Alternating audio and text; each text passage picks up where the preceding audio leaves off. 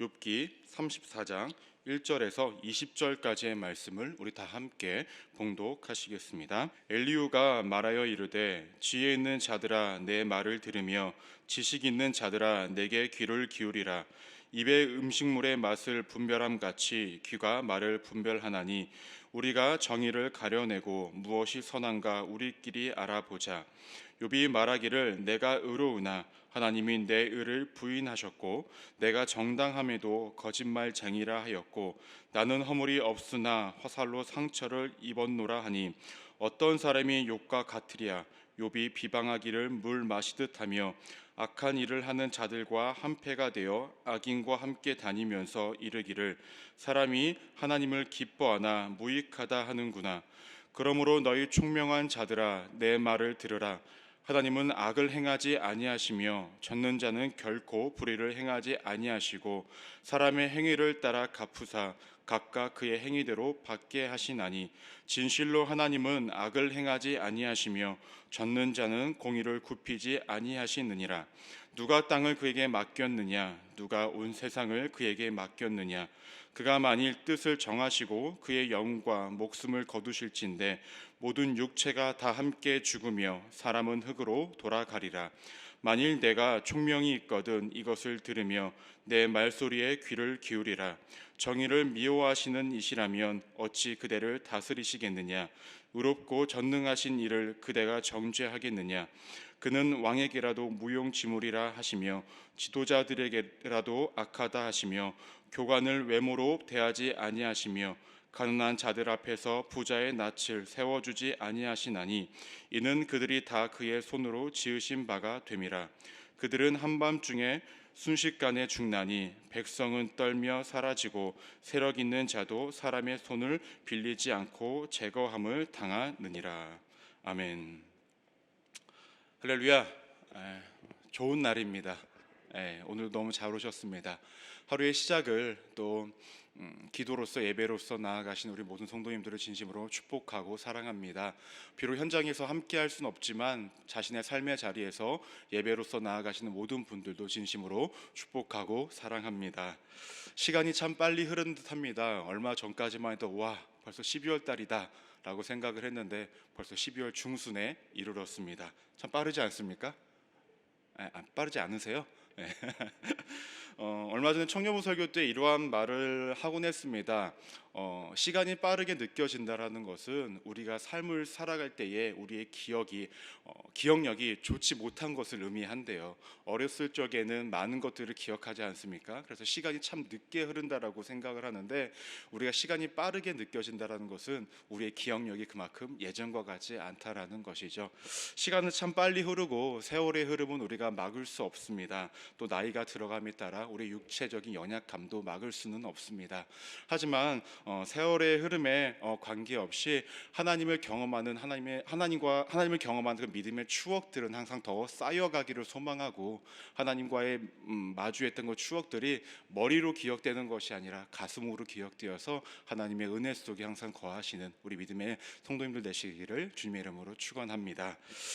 아침부터 나이 먹는 소리 하고 있네, 기분 나쁘네 라는 눈빛들이 있어서 빨리 설교를 시작하고자 합니다.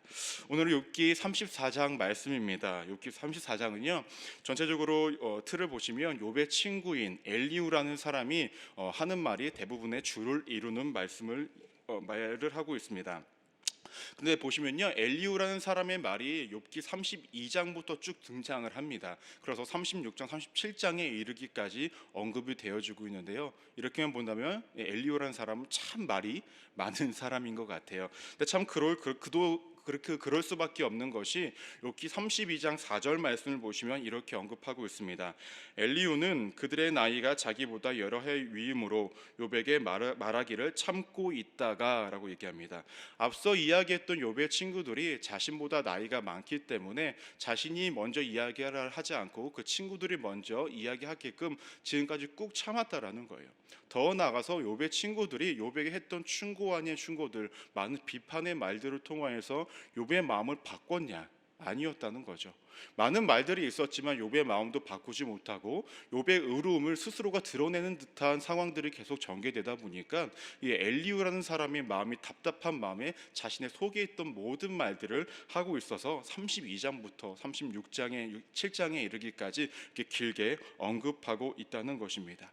혹시 근데 여러분 기억하십니까? 제가 전에 욥기 설교를 했을 때 이러한 말씀을 드린 적이 있습니다. 딱 욥의 친구들이 한 말만 딱 놓고 봐서는요, 그렇게 크게 틀린 말들은 없었습니다. 하나님이 의로우시다고 얘기했고 하나님은 불의를 행하지 않으신다라고 이야기했던 것이 욥의 친구들의 말이었다는 것이죠. 그러면 엘리후도 오늘 말하는 것들이 대부분 그러한 말들입니다. 그 역시도 어떠한 상황들을 다 배제하고 그 하나님을 향한 말들, 하나님이 어떠한 분이시다라고 설명하는 그 모든 말들은 대부분 다 맞는 말입니다. 하지만 욥의 상황은 조금 달랐다라는 거죠. 욥의 상황과 환경에 적용시키기에는 그 말들이 옳지 못하다는 것은 오늘도 여전히 드러나고 있다는 것입니다. 그 말씀을 한 절 한 절씩 보면서 우리가 은혜를 나누고자 합니다. 2절 말씀을 보시면 이렇게 언급하고 있습니다. 지혜 있는 자들아 내 말을 들으며 지식 있는 자들아 내게 귀를 기울이라 라고 얘기합니다.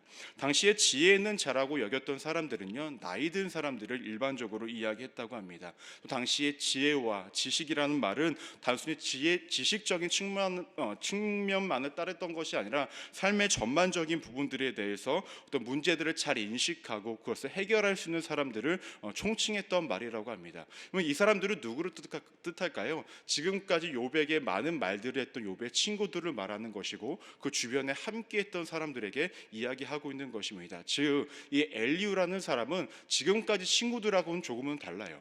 지금까지 친구들은 욥에게 가서 이렇게 이야기를 했다고 한다면 이 엘리후라는 사람은 욥의 새 친구들을 포함해서 주변 사람들을 살짝 모아놓고 자신의 이야기를 하고 있다는 것입니다. 어떻게 본다면 욥에게 충고하고 권면하는 것을 넘어서서 욥이 잘못하고 있다라고 약간 매도시키는 약간 이런 상황이 펼쳐지고 있다는 것이죠. 4절을 이어서 보시면 이렇게 언급합니다. 우리가 정의를 가려내고 무엇이 선한가 우리끼리 알아보자라고 이야기합니다.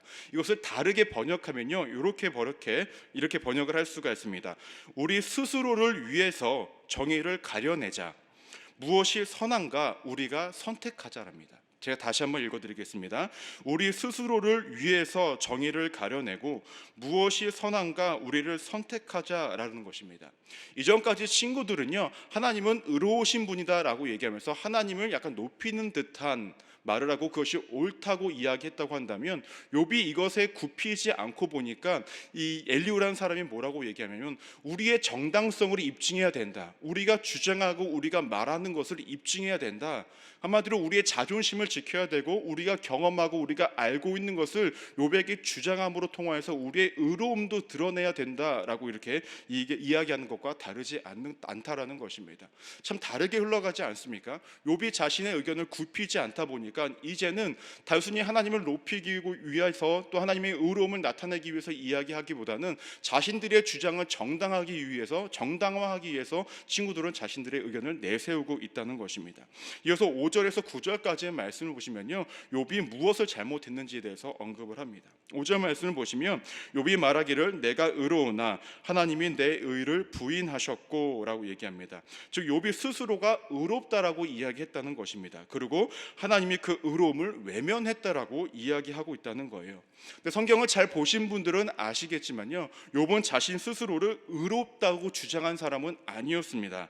다만 자신에게 주어진 상황들, 자신에게 주어진 재앙과 많은 고통과 아픔들이 당할 만큼의 자신은 그만큼의 죄를 짓지 않았다라는 것이 욥의 주장이었다라는 거예요. 근데 그럼에도 불구하고 이러한 욥의 주장과는 상관없이 엘리후라는 사람과 그 다음에 욥의 친구들은 뭐라고 얘기하냐면 욥이 자신의 스스로의 의로움을 주장하고 있다라고 이렇게 매도하고 있다는 것이죠. 더 나아가서 8절에서 9절 말씀을 보시면 이렇게 언급되어지고 있습니다. 악한 일을 하는 자들과 한패가 되어 악인과 함께 다니면서 이르기를 사람이 하나님을 기뻐하나 무익하다 하는구나라고 이야기합니다. 욥은 악한 일을 행하는 자들과 사귄 사람이 아니었습니다. 욥기 29장 17절 말씀을 보시면 이렇게 언급합니다. 불의한 자의 턱뼈를 부수고 노획한 물건을 그 이스에게 빼내었느니라라고 얘기합니다. 즉 욥이라는 사람은 악인들을 대적하고 책망했던 사람이었다는 거예요. 근데 이 욥의 친구들은 이러한 욥의 모습을 제대로 알지도 않으면서 욥은 악인들과 어울리던 사람이라고 이렇게 매도를 하고 있다는 것이고, 더 나아가서 욥은 하나님이 무익하다라고 말하지 않았던 사람이었습니다. 단지 왜 자신에게 극심한 고통이 다가오고 있는지를 알지 못하겠으며 이러한 하나님의 섭리를 이해하지 못한다고 탄식했을 뿐이었다라는 거예요. 근데 이런 욥의 주장과 욥의 마음은 온데간데 없고, 오직 그의 친구들은 자신들의 정당성을 입증하기 위해서 자신들이 경험한 하나님을 더욱더 보증하기 위해서 어떻게 하죠? 욥을 이렇게 공개적으로 매도하는 듯한 모습을 보여주고 있다는 것입니다. 이어서 10절 말씀을 보시면 이렇게 언급합니다. 하나님은 악을 행하지 아니하시며 젖는 자는 결코 불의를 행하지 아니하시고 라고 이야기하면서 10절부터는 욥의 친구 엘리후가 뭐라고 이야기하냐면, 욥은 의롭지 못하다, 하지만 하나님은 의로우신 분이기 때문에 욥을 책망하고 계시다라고 얘기하면서 하나님의 의로움을 또 드러내고 있습니다. 또 11절 말씀을 보시면 사람의 행위를 따라 갚으사 각각 그의 행위대로 받게 하시나니 라고 얘기하면서 욥이 당하는 고통은 그의 범죄로 된 것이지 하나님은 불의하지 않다라고 다시금 이야기를 합니다.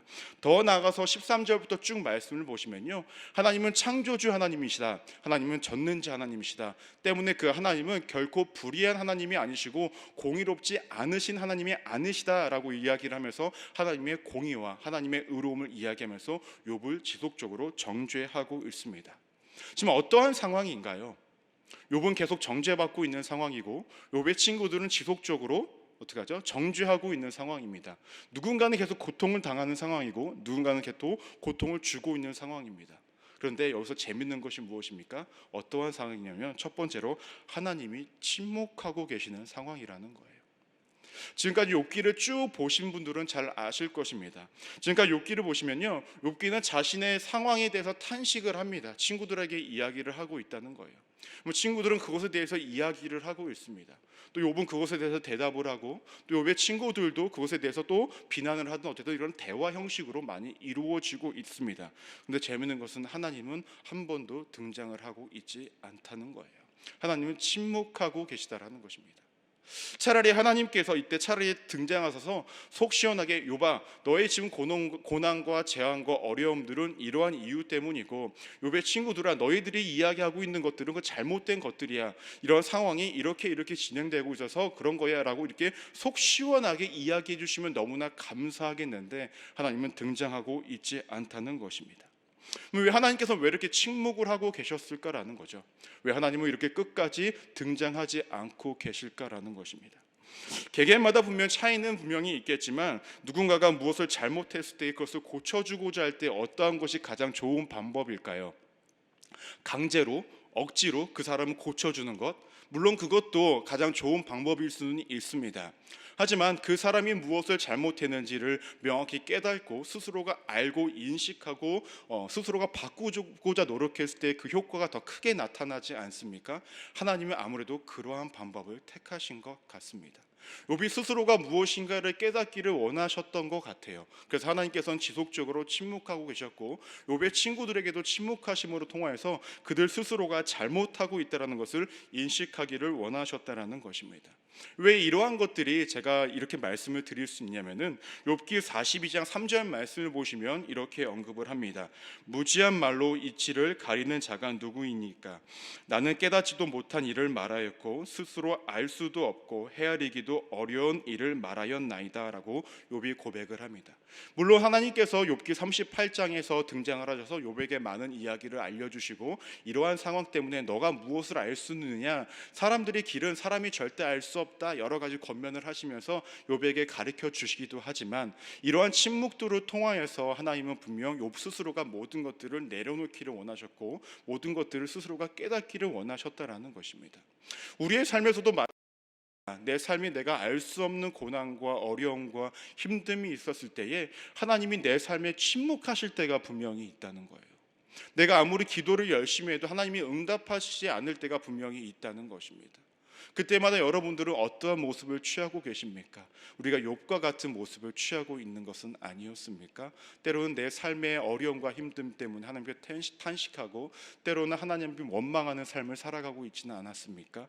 하나님께서 그 삶 속에서 하나님께서 알려주시고자 했던 것은 단순히 내가 너를 방관하고 있다, 외면하고 있다, 난 너를 잘 모르겠다라는 것을 말씀해 주시고자 했던 것이 아니라, 이 침묵을 통해서 너가 무엇인가를 깨닫기를 원하신다라는 것이 하나님의 마음이었다는 것입니다. 우리는 단순히 침묵이라는 것을 누군가 나를 외면한다라고 이야기하고 있지만, 어떻게 본다면 침묵이라는 것은 하나님이 우리를 기다려주고 계시다라는 거예요. 침묵이라는 것은 단순히 우리를 외면하시는 것이 아니라 우리를 기다려주시고 있는 하나님의 노력일 수도 있다는 것입니다. 지금 여러분의 삶 가운데의 어려움들, 힘들고 지친 모든 것들이 우리의 삶 가운데 있습니까? 근데 그것들이 너무나 오랫동안 지속되어져서 내가 부르짖고 있는데 하나님께서 침묵하고 계십니까? 그렇다면 단순히 우리가 그 문제를 해결하기 위한 기도를 이 시간에 하기보다는 하나님께서 왜 침묵을 하고 계시는지, 왜 하나님께서 아무런 말씀을 하고 있지 않으시는지에 대해서 한번 고민해 보셨으면 좋겠습니다. 하나님은 어찌 본다면 우리를 기다리고 계시고 있을 것입니다. 너 스스로가 깨달아 너가 나에게 한 걸음씩 더 전진하기를 원한다라는 것이 하나님의 마음일 수 있다는 것이죠. 우리 성도님들이 이런 믿음의 걸음을 걷기를 소망합니다. 지금 침묵 가운데 있다고, 하나님이 외면하시는 듯한 상황 가운데 있다고 답답해하지 마시고, 하나님 역시도 지금 모든 것들을 속 시원하게 말해 주실 수 있지만은 그 말하실 타이밍을, 우리에게 일하실 타이밍을, 우리가 스스로 깨달을 타이밍을 기다려주고 계시고 있다는 것도 기억하시면서 이 침묵의 시간 가운데 있으신 모든 분들을 이겨내시고 이 시간을 잘 견뎌내셔서 깨달음을 인식하는 시간이 되시기를 주님의 이름으로 축원합니다. 두 번째로는 어떠한 상황이냐면요, 위로가 필요한 상황이라는 거예요. 우리 성도님들께서도 현재 욥에게 가장 필요한 것은 무엇이라고 생각하십니까? 현재 당하고 있는 욥이 당하고 있는 문제 해결이 가장 필요할까요? 아니면 현실을 직시할 수 있는 어떠한 조언과 어떤 가르침이 필요할까요? 아닙니다. 욥에게 정말로 필요했던 것은 위로였다라는 것이죠. 우리에게는 욥과 같이 어떤 극단적인 상황들이 잘 발생되어지지 않습니다. 욥은 어떤 사람이었죠? 많은 것들을 하나님이 통해서 복을 감당할 수 없을 만큼 많이 받았던 사람이죠. 근데 역으로 또 그만큼 많은 것들을 지금 잃고 잃은 사람이었습니다. 이렇게 극단적인 상황은요, 모든 사람들에게 공통적으로 일어나는 상황들은 분명히 아닙니다. 근데 중요한 것은 무엇이냐? 우리가 이러한 것들을 당할 때에, 극심한 고통과 어려움들을 당할 때에 우리는 무엇을 받기를 원하는가라는 거예요. 때로는 우리가 어렵고 힘들 때에 누군가에게 무엇인가 토로하지 않습니까? 넋두리를 하곤 하지 않습니까? 누군가에게 이야기하고 있지 않습니까? 그럼 그럴 때 여러분들은 무엇을 듣기를 원하십니까? 야, 거봐, 내가 너 그럴 줄 알았어. 아이고, 그러니까 내가 그렇게 하지 말랬지. 이런 소리 듣고 싶으십니까? 아니면 아유, 힘들지? 그래, 같이 기도하자. 아유, 얼마나 힘들어, 애쓰고 있다, 이러한 말을 듣기를 원하십니까? 아마 대부분의 분들은 후자일 것입니다. 그런데 욥기를 보면요, 욥의 친구들은 욥을 그렇게 위로하기보다는 그의 잘못을 드러내기를 급급했고, 그의 잘못을 드러내서 사람들에게 공개하기를 급급했고, 그들의 욥의 잘못을 드러내므로 스스로의 우월함을 느끼기에 급급했다라는 것입니다. 근데 사람들이 참 이기적입니다. 저도 이기적이고요. 사람이라는 존재 다 이기적이에요. 우리 모든 사람들은요, 고통과 어려운 시간들이 다 있다라는 거예요. 근데 그때마다 나는 내가 고통을 당할 때는 위로를 받고 싶은데요, 누군가가 고통당하고 있을 때 우리는 어떻게 합니까? 때로는 그 사람을 도와준다는 명목하에 무엇인가에 가르침을 주려고, 때로는 비난 또는 가르침, 조언하기에 급급하다라는 것이죠. 근데 우리는 잘 알고 있습니다. 그 사람에게 무엇이 필요한지를. 욥은 분명히 위로가 필요한 상황이었다라는 거예요. 여러분들은 어떠십니까? 욥과 같은 상황이 펼쳐졌을 때 위로를 받기 원하신다고 아까 고개를 끄덕이셨는데, 혹시 여러분들의 주변에 아니면 내 삶 가운데 위로가 필요한 상황이 있으십니까? 그렇다면 먼저 어떠한 조언을 하기에 앞서서 우리가 먼저 위로의 발걸음을 해야 한다는 것이죠. 마태복음 7장 12절 말씀을 보시면 이렇게 언급하고 있습니다. 그러므로 무엇이든지 남에게 대접을 받고자 하는 대로 너희도 남을 대접하라 라고 이야기를 합니다. 나는 어려움을 당했을 때 위로를 받고 싶은데 정작 남이 위로가 필요한 상황에서 우리는 무엇을 합니까? 조언을 하거나 비난을 하고 있다는 거죠. 입장을 바꿔서 생각하는 연습이 우리의 삶 가운데 굉장히 많이 필요하다라는 것입니다. 제가 그 청년들하고 사역을 하다 보면은 이야기를 많이 합니다. 그런데 참 이야기를 하다가 모순적인 것들이 굉장히 많아요. 목사님, 이러이러한 것들 때문에 그 친구 때문에 내가 굉장히 힘이 듭니다 라고 이야기합니다. 아, 그래, 힘들 수 있겠다. 얼마나 힘드니, 마음이 아프니 라고 이야기하는데요, 그 뒤에 이면에 보면요, 이 친구 역시도 그 사람에 대해서 이해를 하지 못하고 있어요. 자신만 이해받고 싶어하고 위로받고 싶어하는 것이 일반적인 사람이라는 것입니다. 혹시 여러분들의 삶 가운데에 주변에 어려운 사람들이 있다면 내가 욥의 친구들과 같은 삶을 살아가고 있지 않은지를 한번 살펴보시기를 바랍니다. 많이 그러고 있다면 뜻을 돌이키십시오. 그리고 그 사람들에게 먼저 가서 위로하시기 바랍니다. 우리의 주변에는 분명히 욥과 같이 힘겹고 어렵게 살아가는 사람들이 분명히 있다는 것이죠. 그 사람들에게 위로를 주시는 우리 믿음의 성도님들 되시기를 주님의 이름으로 축원합니다. 마지막으로 어떠한 상황이냐면요, 하나님의 선함과 오름이 드러나야 하는 상황이라는 것입니다. 지금까지의 욥기서를 보셨을 때 어떤 생각이 드셨습니까? 끊임없는 논쟁이 계속 이루어지고 있습니다. 욥은 욥대로 자신이 잘못이 없다라고 이야기하고, 욥의 친구들은요, 욥이 계속 잘못했다고 이야기하면서 자신들의 주장만을 이야기하다 보니 끊임없는 논쟁만 이루어지게 되고 있고요. 더 나아가서는 감정적인 서로의 상함까지도 이루어지는 듯한 모습을 볼 수가 있습니다. 근데 여러분 그거 아십니까? 인간이 하나님을 온전히 다 알 수 있나요? 알 수 없죠. 그러면서 사람들은 이야기합니다. 이것이 옳은 것이다, 이것이 선이다 라고 자신의 기준과 잣대에 따라서 어떻게 하죠? 그것을 이야기하고 주장하고 있다는 것이죠. 우리가 세상 가운데서도 재판을 하게 되면요, 재판의 결과가 항상 의롭게 선하게 내가 인정할 만한 수준의 결과가 나옵니까? 물론 나올 수도 있지만 그렇지 않은 경우도 굉장히 많이 있죠. 사람들이 이야기합니다. 우리나라 법을 좀 바꿔야 된다고. 더욱더 좀 징계가 때로는 더욱더 심하게 또더 강하게 이루어져야 된다고 이야기하죠. 예를 들면은 아동 성폭행이나 어떤 살인이나 기타 등등 이러한 것들의 처벌이 너무나 약하다라고 이야기하면서 더욱더 큰 처벌을 원하고 있습니다. 왜 그럴까요? 사람들이 각자가 느끼기에는 선을 이루기 위해서는 더 큰 징계가 필요하다라고 이야기하죠. 그런 것만큼 각자의 선의 기준이 다 다르고 오름의 기준이 다 다르게 나타나고 있다는 것입니다. 욥은 욥대로, 또 욥의 친구들은 친구대로 각자의 오름과 의로움과 선함을 이야기하고 있지만 그들의 모든 주장들은 하나님의 보시기에 그 어떤 것도 완벽한 오름도 없었고 선함도 없었다라는 것입니다. 때로면 어떠한 선함과 오름이 필요하냐? 하나님의 등장을 통해 하나님의 진정한 오름과 선함이 필요하다는 것이죠. 우리가 인생을 살아가면서 사람들과의 많은 어떤 논쟁도 할 때가 있고, 때로는 많은 다툼이 일으킬 때도 있고, 때로는 여러 가지 토론이 이루어질 때도 있습니다. 근데 그때마다 각자가 이야기하는 것은 무엇입니까? 내 의견이 옳다라고 주장하는 것들이 대부분이죠. 근데 어떠한 것이 옳을 수도 있고 어떠한 것이 그를 수도 있습니다. 하지만 하나님 보시기에는 완벽한 옳음도 완벽한 그름도 없을 수 있다는 것이죠. 때문에 하나님의 등장이, 하나님의 선하심과 오름이 우리의 삶 가운데 나타나야 하는 것이 너무나 간절하게 필요합니다. 우리 교회라는 공동체 내에서도 마찬가지고, 이 땅 가운데 이 나라도 마찬가지고, 전 세계의 모든 곳곳에 하나님의 의로움과 선함이 나타나야만 합니다. 사람의 의로움은 극단적으로 한계가 있고 너무나 부족하기 때문에 그렇습니다. 여러분들이 인생을 살아가실 때에 한 가지 꼭 기억하시기를 소망합니다. 내 생각이 무조건 옳지 않을 수 있다라는 거죠. 누군가에게는 나의 의로움과 나의 선함이 옳지 못하게 다가올 수도 있고, 하나님 보시기에도 부족한 오름과 선함이 될 수도 있다는 것입니다. 그것을 기억하고 살아간다면 우리가 옆 사람을 대하는 나의 태도와 나의 마음이 조금은 너그러워지지 않을까요? 저 여러분들의 가정에 그러한 마음이 있기를 소망합니다. 내가 부모니까 넌 내 말을 들어야 돼. 내가 부모니까 내 말이 옳고 내 경험이 옳아 라고 이야기하기에 앞서, 시대가 변했고 우리 자녀들의 생각이 다르고 내가 그 아이들을 인도하고 이끌어가는 데 있어서 나의 경험과 나의 생각들이 옳지 않을 수도 있다는 것을 인정하면서 살아가자라는 것이죠. 우리 교회 공동체에서도 마찬가지고 이 땅을 살아가는 이 나라의 한 나라의 국민으로서의 삶도 마찬가지입니다. 더 나아가서 믿는 자로서의 삶도 마찬가지입니다. 그렇다고 한다면 우리 마음 가운데 나의 의로움과 나의 선함을 나타내기보다는 그리스도의 사랑을 나타내기에 더 앞선 우리의 삶이 되지 않겠습니까?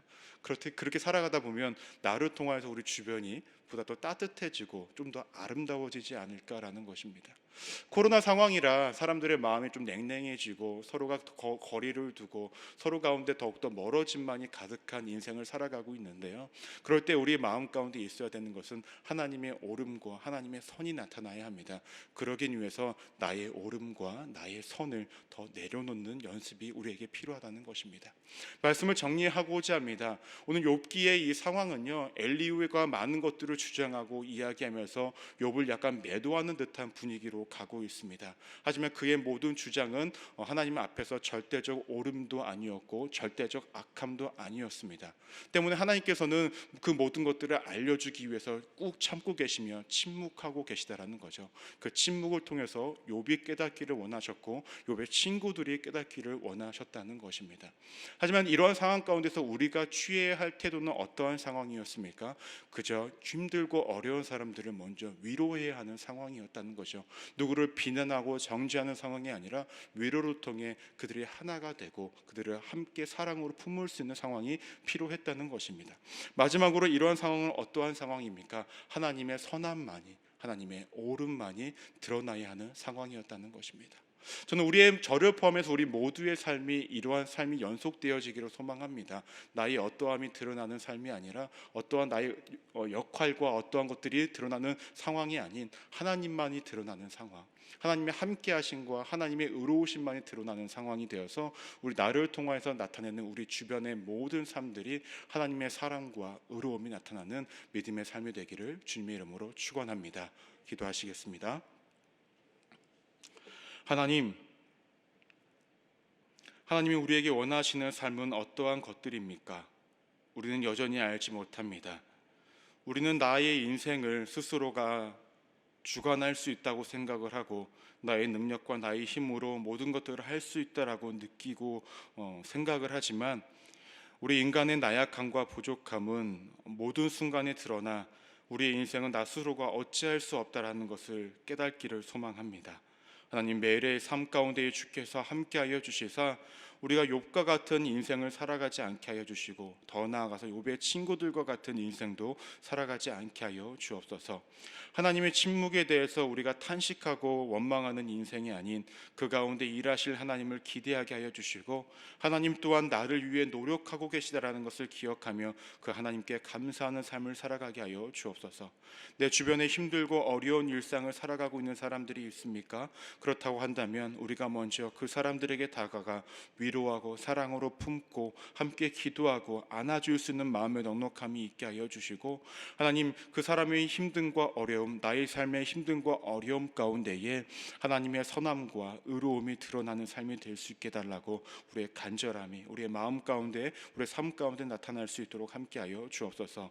이러한 마음을 가지고 우리가 살아갈 때에 날마다 주의 의로움과 선함이 우리의 삶 가운데 나타나게 하여 주시고 세상과 구별되어지는 모습이 우리의 삶을 통해 나타날 수 있도록 함께하여 주옵소서.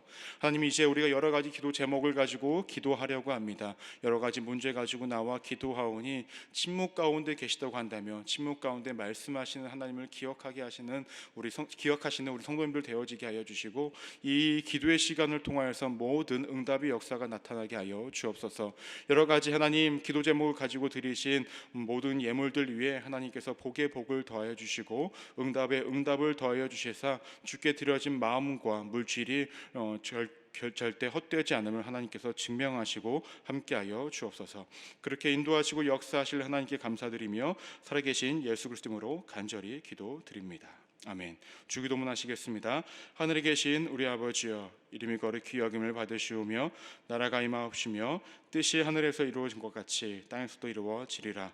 오늘날 우리에게 이러한 야식을 주시옵고 우리가 우리에게 죄 지은 자를 사하여 준 것 같이 우리의 죄를 사하여 주시옵고 우리를 시험에 들게 하지 마시옵고 다만 악에서 구하시옵소서. 나라와 권세와 영광이 아버지께 영원히 싸움나이다. 아멘. 이제는 기도하는 시간입니다. 나라와 민족을 위해서 여의도 순복음교회와 이영호 목사님을 위해서, 또 여의도 순복음 분당교회와 우리 황성돈 목사님을 위해서, 또 선교지에 계시는 선교사님들을 위해서, 성령 충만과 개인 문제 해결을 위해서, 또 주신 말씀을 기억하시면서 주여 세 번 외치시고 간절히 기도하시겠습니다. 주여, 주여, 주여.